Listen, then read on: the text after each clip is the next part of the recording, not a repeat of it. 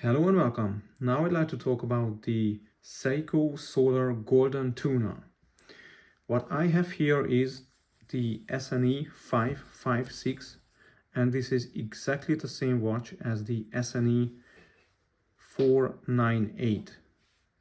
The SNE498 was released in 2018, the SNE556, this one here, was released in 2020, and the only difference between the two is that some text on the case back is different because something with the ISO certification changed. That's it, that's all. So the best thing about this watch is that this is very similar to the original golden Tunas with reference number 7549. Actually, I have a picture on the monitor about it, so let's have a look at it. That's what I'm talking about. The golden Tuna 7549, and you can see they are pretty similar. Oh, let's do it that way. Is it better? Yeah. They are pretty similar because both of them, so the Solar Tuna and the original golden Tuna, they have a gold bezel, gold crown, gold screws. The hands are silver, so the hands are not golden. The hands are not golden. And both of these have black shrouds. Now obviously, at least I think the shroud on the original one is not plastic. I think it might be, but I'm not sure, you know. But the shroud on the new one, on the Solar Tuna, is plastic, and it is not a problem at all because this watch is very lightweight. It's a solar quartz watch and it's very lightweight. It's like a Seiko G-Shock, you know. So a black plastic shroud is perfect for this watch. Now I also have the SNE499, the Solar Paddy Tuna, and this is such a beautiful watch also. And I have upgraded the shroud to a stainless steel shroud from Yoboki's, and this watch looks much better with a stainless steel shroud. But the golden Tuna is completely fine. It's more than fine. It's fantastic on the plastic shroud. Now I also have the SBBN 045, SBBN 045, the big boy tuna. This is the new version of the tunas, the newest version with sapphire crystal. So if we compare these,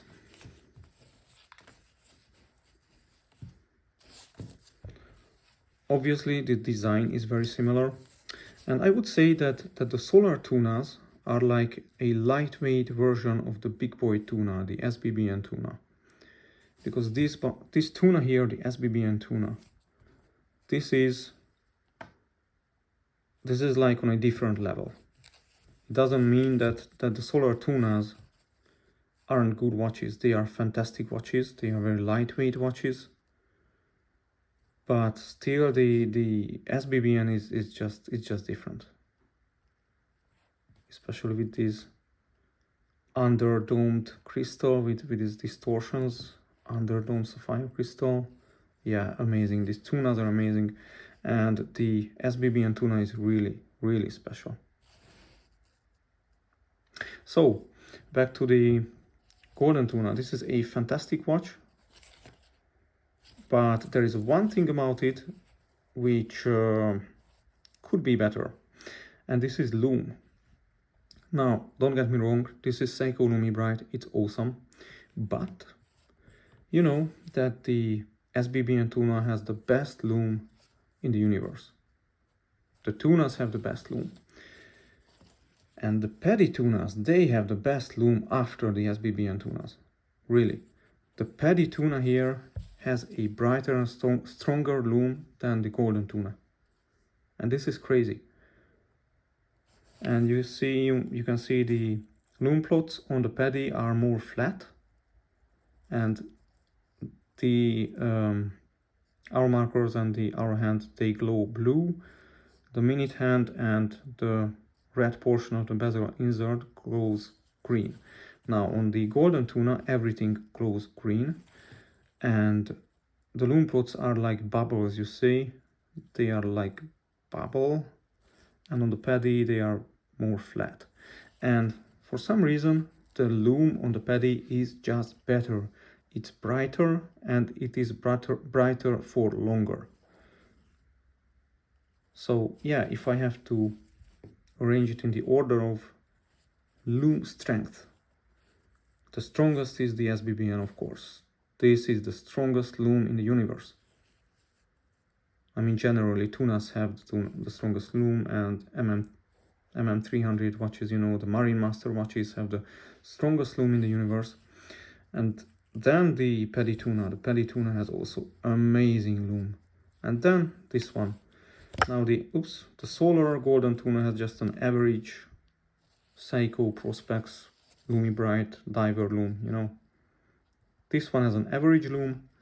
The paddy has an above average loom, and the SBBN tuna has the best loom possible.